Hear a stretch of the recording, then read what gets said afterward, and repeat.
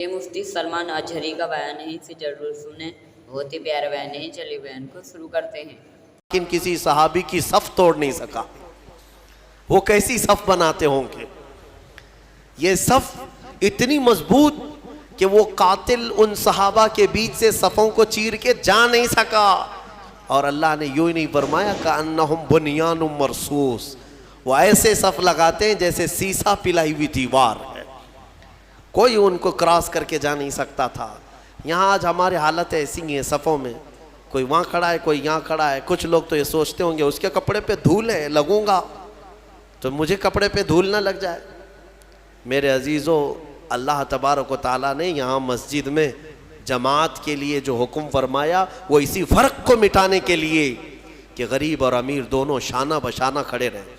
صف میں اس بات کا ہمیشہ اہتمام کرو کہ تمہارا کندھا بازو والے کے کندھے سے لگ جائے۔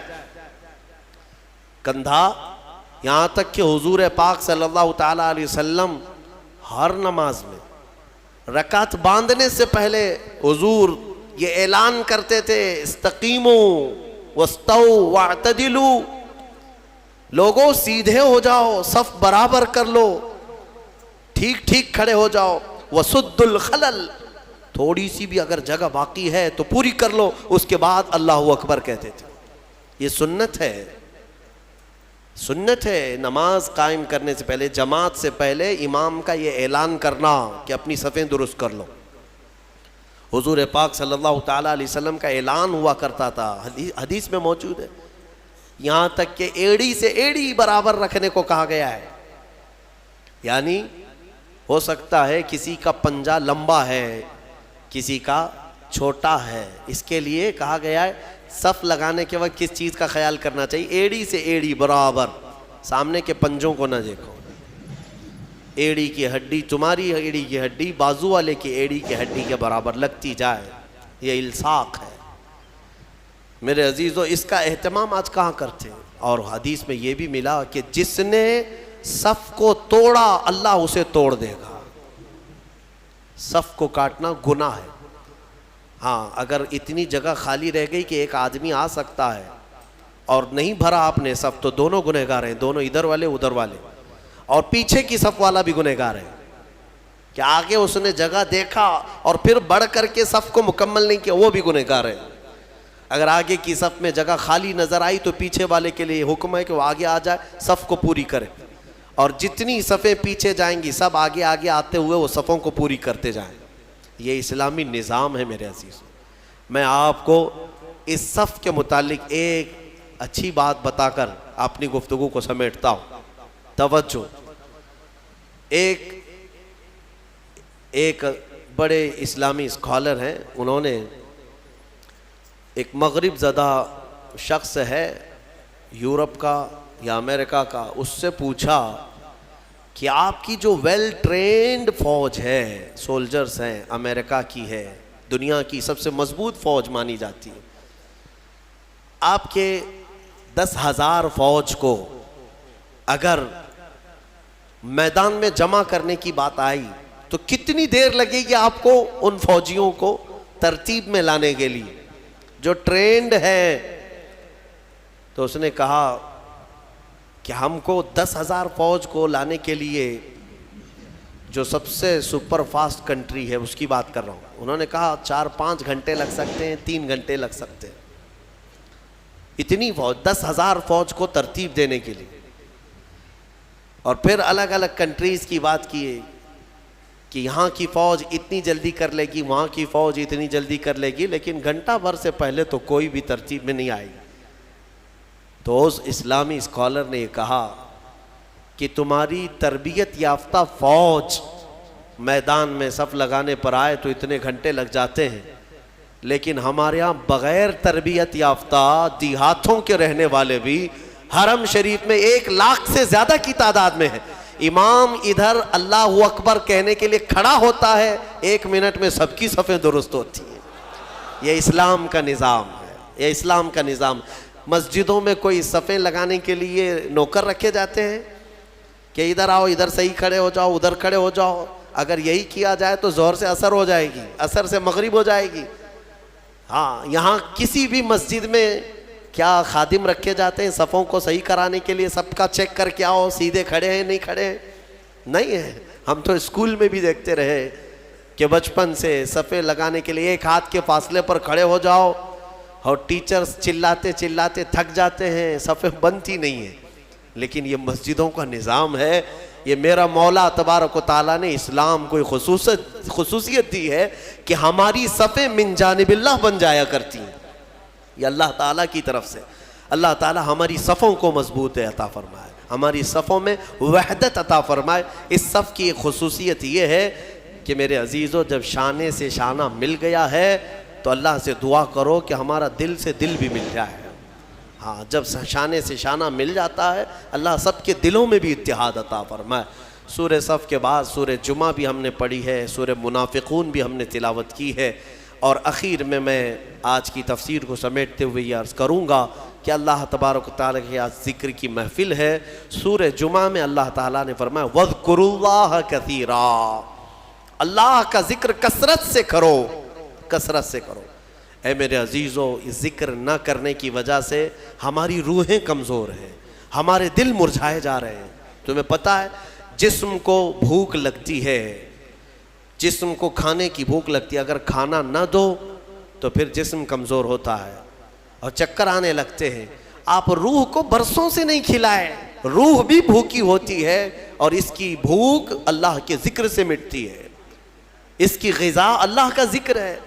روح کو کھانا کھلایا نہیں تو کب سے کمزور ہوگی, کب سے کمزور ہوگی.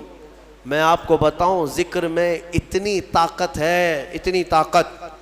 اللہ اکبر. میں نے بزرگوں سے سنا, آپ جانتے ہیں کہ ایک تپسیا کرنے کا طریقہ جو سادھوؤں کے پاس ہے وہ کیا ہے؟ صوفیہ اکرام, جو ہمارے صوفیہ اکرام ہیں, نفس کشی کرتے تھے اللہ کے ذکر سے. اسی کو حاصل کرنے کے لیے بہت سارے سادھو بھی آیا کرتے تھے صوفیہ اکرام کے پاس. آج بھی مارہرہ مطہرہ میں یہ روایت موجود وہاں کی کتابوں میں ہے کہ کئی جگہ کے سادھو وہاں پر تربیت لینے آتے تھے. کس چیز کے لیے؟ تپسیا, آتما کی شکتی, روح کی طاقت حاصل کرنے کے لیے. اولیاء کاملین کے پاس حضرت شاہ حمزہ عینی رضی اللہ تعالیٰ عنہ, مارہرہ مطہرہ کے ایک بڑے بزرگ ہیں. ان کا معمول تھا یہ سانس کو روک کر کے ذکر کرتے تھے. یعنی صوفیہ میں ذکر کا ایک طریقہ یہ بھی ہے حبس دم, پاس انفاس جس کو کہتے ہیں, یعنی سانسوں کو بھی کنٹرول کر لیا جاتا ہے. سب سے زیادہ تم کس چیز کے محتاج ہو دنیا میں؟ کھانے کے, پینے کے, کس چیز کے؟ سانس کے محتاج ہو سب سے زیادہ. اور صوفیہ یہ کہتے ہیں کہ دنیا میں جو سب سے زیادہ ضروری چیز ہے اس سے بھی چھٹی حاصل کر لو, سوائے اللہ کے ہم کسی کے محتاج نہیں, سوائے اللہ کے ہم کسی کے محتاج نہیں. تو یہ ایسی اچانک نہیں آتا, اچانک نہیں آتا, تربیت کی ضرورت ہوتی ہے. برسوں اس میں مجاہدے ہوتے ہیں. صوفیہ اکرام, اولیاء اکرام کن کن چیزوں سے چھٹی لے لیتے پتہ ہے؟ کھانے پینے کی خواہش باقی نہیں رکھتے, ہر چیز کو چھوڑ دو, اب مجھے حاجت ہی نہیں ہے اس چیز کی, کھانے کی طبیعت ہی نہیں مانتی. باڈی کو جیسے آپ عادت ڈالیں گے یہ باڈی ویسے ایکسیپٹ کرے گی. تربیت کرنے کی ضرورت ہے. صوفیہ اکرام میں بعض اولیاء وہ ہیں جو نیند سے اپنے آپ کو آزاد کر لیتے, سونا ہی نہیں ہم کو. جس چیز کا غلبہ اپنے اوپر آ سکتا ہے اس سے آزادی لینا ہے.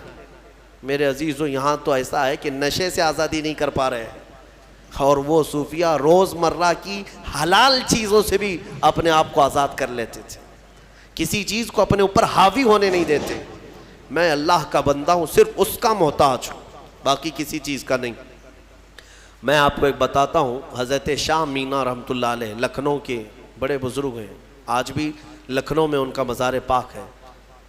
جب یہ مجاہدہ کرتے تھے نیند کو ختم کرنے کے لیے, جانتے ہیں ایک اونچی دیوار پر, اتنی چھوٹی سی دیوار ہے, دیوار پر چڑھ کر کے نماز پڑھتے تھے رات کے وقت. دیوار پر چڑھ کر کے عبادت کرنے کی کیا ضرورت ہے؟ وہ اتنی اونچی دیوار تھی, رکوع کرتے, سجدہ کرتے اور لمبا قیام. اور لوگ ان سے کہتے کہ حضور یہاں عبادت کریں, وہاں کیوں؟ کہتے کہ عبادت کے درمیان اگر اونگ آئے، جھپکی آئے، تو پھر میں اپنے جسم کو سزا دینا چاہتا ہوں کہ وہ دیوار سے نیچے گر جائے۔ جو اللہ کی عبادت میں غفلت کرے گا اس جسم کی سزا یہی ہے کہ وہ دیوار سے نیچے گر جائے۔ حضرت ابو بکر شبلی ایک مرتبہ ذکر کی مجلس میں رات کے وقت بیٹھے، آنکھوں میں غنودگی آئی، یعنی تھوڑی جھپکی آئی۔ یہاں تو پورا کئی لوگوں کی نماز ہی نیند میں ہو جاتی ہے۔ ہاں، جمعہ کا خطبہ تو اکثر نیند میں جاتا ہے، بعد میں پتہ چلتا ہے جب جماعت کے لیے امام کھڑے ہو رہے ہوتے ہیں، پورا خطبہ پتہ ہی نہیں۔ کچھ لوگ تقریر خواب میں سنتے رہتے ہیں اور خطبہ چوتھے آسمان پر پہنچے ہوتے ہیں۔ میرے عزیزو، حضرت ابو بکر شبلی کو ایک بار صرف جھپکی آئی تھی، اس کی وجہ سے انہوں نے کیا کیا جانتے ہیں؟ روز رات کو پھر جب ذکر کی مجلس میں بیٹھتے تھے تو آنکھوں میں نمک کا سرما لگاتے تھے، نمک میں سلائی پھیر کر کے اپنی آنکھوں میں لگا لیتے تھے، جس کی وجہ سے نمک لگا سکو گے آنکھوں میں، نمک کا پاؤڈر لگا سکو گے، جس کی وجہ سے ان کی آنکھوں میں خون آ جاتا تھا۔ لوگ کہتے ہیں آپ کے مریدین کے حضور کیوں آنکھوں کو اتنا تکلیف دیتے؟ فرماتے ہیں ان آنکھوں کی سزا یہی ہے جو اللہ کے ذکر سے غافل ہوئی تھی۔ ایک بار جو جھپکی آئی، یہ حاضر کیوں نہیں تھی مجلس میں؟ میرے عزیزو، یہ ذکر کے آداب جو ہے صوفیہ اکرام سے سیکھنے کی ضرورت ہے۔ کبھی کبھار آپ یہ ذکر کی مجلسیں قائم کرو اور پھر دیکھو تمہاری زندگی میں انقلاب نہ آئے تو پھر مجھ سے کہنا، دنیا پھیکی لگنے لگ جائے گی۔ میں محسوس کیا ہے جن نوجوانوں کو ہم نے ذکر کی عادت ڈالی، وہ رات کے 12 بجے بھی اپنی ساری مصروفیات چھوڑ کر، نیند وغیرہ چھوڑ کر، ممبئی جیسے شہر میں رات کے 12 کے بعد ذکر کی مجلس میں آتے تھے تو 400 سے 500 کی تعداد میں وہ پورے جمع ہو جاتے۔ ان کو کون سی چیز کھینچ لاتی؟ کیا ہم نان کھٹائی دے رہے ہوتے، پیسے دے رہے ہوتے؟ نہیں، جس کو ذکر کی لذت ملتی ہے وہ کھانے سے زیادہ بھوکا ذکر کا ہو جاتا ہے، اسے بھوک لگنے لگتی ہے۔ عادت ڈال کر کے تو دیکھو اس ذکر کی مجلس کو، میں رہوں نہ رہوں، آپ وقتاً فوقتاً اپنے گھر میں بھی ہفتے میں ایک مرتبہ 10 منٹ کے لیے صحیح اپنی آنکھیں بند کرو اور ذکر کرو اور مولا کے کریم کی بارگاہ میں اپنے آپ کو سپرد کرو کہ مولا میں دنیا سے بھاگ کر تیرے دربار میں آیا ہوں، تو اپنی پناہ میں مجھے رکھ اور میرے حوالے مجھے 1 منٹ کے لیے بھی مت فرما، میرے نفس کے حوالے مجھے مت فرما۔ یہ دعا کرو، اللہ تعالیٰ تمہارے دلوں کو قویت عطا فرمائے گا۔ الا بذکر اللہ تطمئن القلوب، قرآن کی آیت ہے، مولا فرماتا ہے آگاہ ہو جاؤ، اللہ کے ذکر سے دلوں کو قرار ملتا ہے، دلوں کو سکون ملتا ہے۔ آپ کو میں یہ بات بھی بتاؤں، ایک عالم دین ہے، وہ کہتے ہیں امریکہ کی کسی ایک لیبوریٹری میں ایک ڈاکٹر صاحب نے ان کو، جو کارڈیالوجسٹ تھے، بڑے دل کے امراض کے ماہر، تو انہوں نے لیب میں لے جا کر کے اس مولانا صاحب کو کہا کہ میں آپ کو سناتا ہوں، شاید وہ ریڈیالوجی ہے جس میں جسم کے اندر کے آوازیں بھی سنی جا سکتی ہیں، وہاں پر مشین جو ہے تمہاری پھڑکنے والی نسوں کی آواز بھی آتی ہے اندر، اور دل کے دھڑکنے کی بھی آواز، تمہارے سانس لینے کی بھی آواز کیسی ہے وہ پتہ چلتی ہے، وہ مشینیں ان کے پاس موجود ہیں۔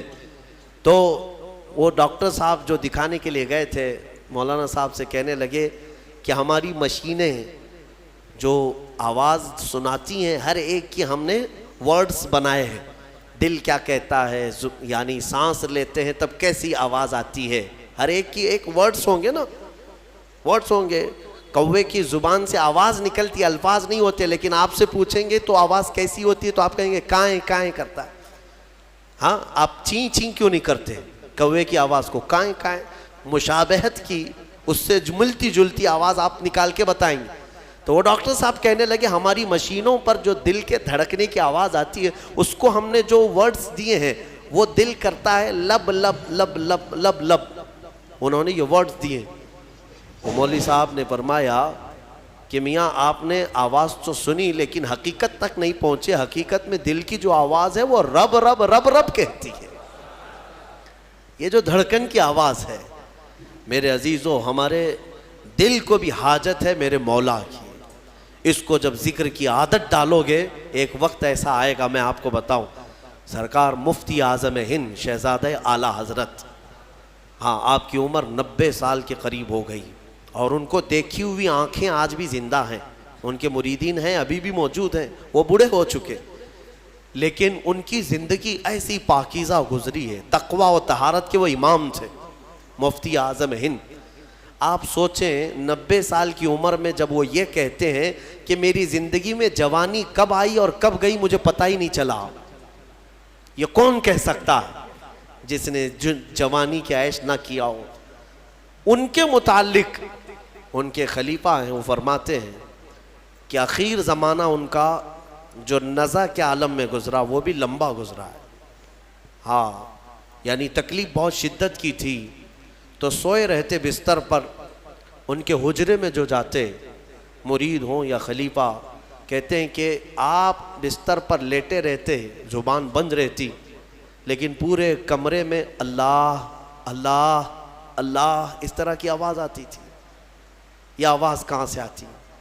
ان کے خاص خلیفہ ہیں، خادم فرماتے ہیں کہ یہ مفتی اعظم ہند کے کراہنے کی جو دل کی آواز ہوتی تھی، زبان نہیں ہلتی تھی لیکن دل سے جو کراہنے کی آواز ہوتی، اسے غور سے کوئی سنتا تو وہ دل سے آواز یہی آتی، اللہ اللہ اللہ۔